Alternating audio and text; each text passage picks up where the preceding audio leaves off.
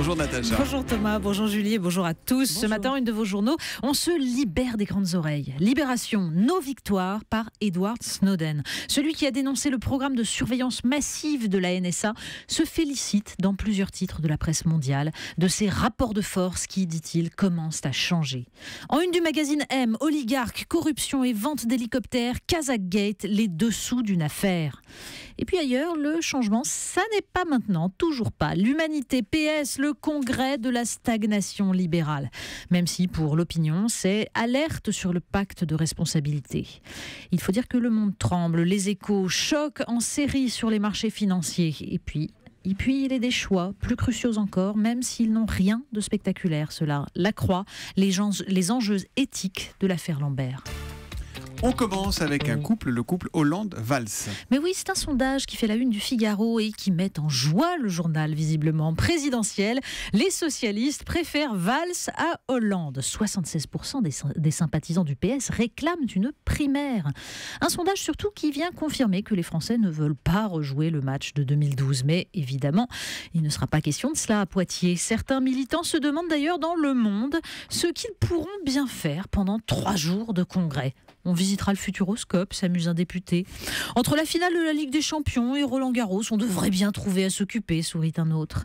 Pendant ce temps, Marianne nous raconte comment cette fameuse reprise sur laquelle François Hollande compte tant a des airs de club privé.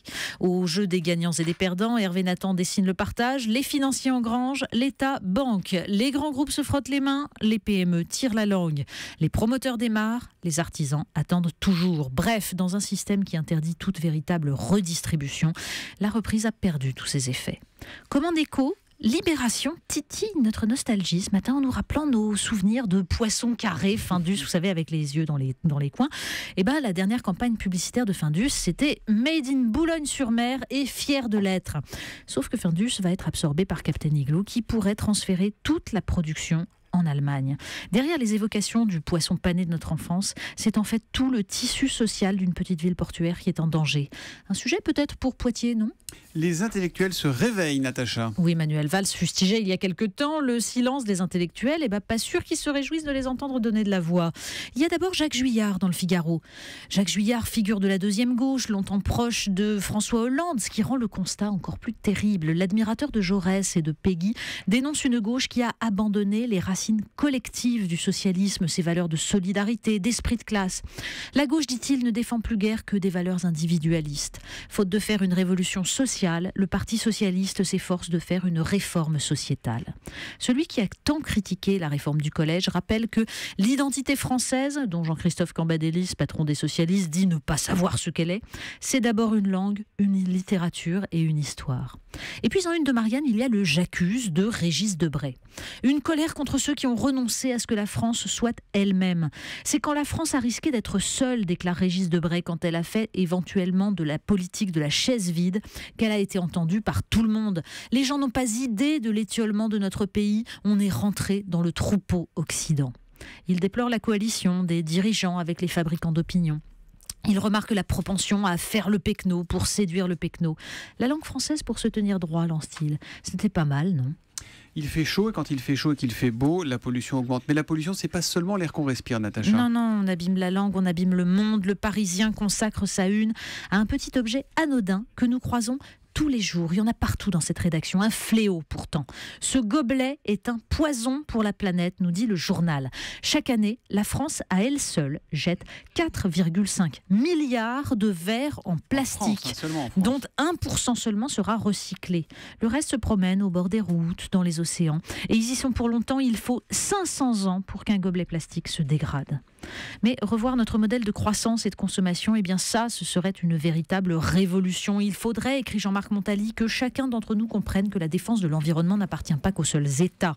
Elle est aussi de notre responsabilité.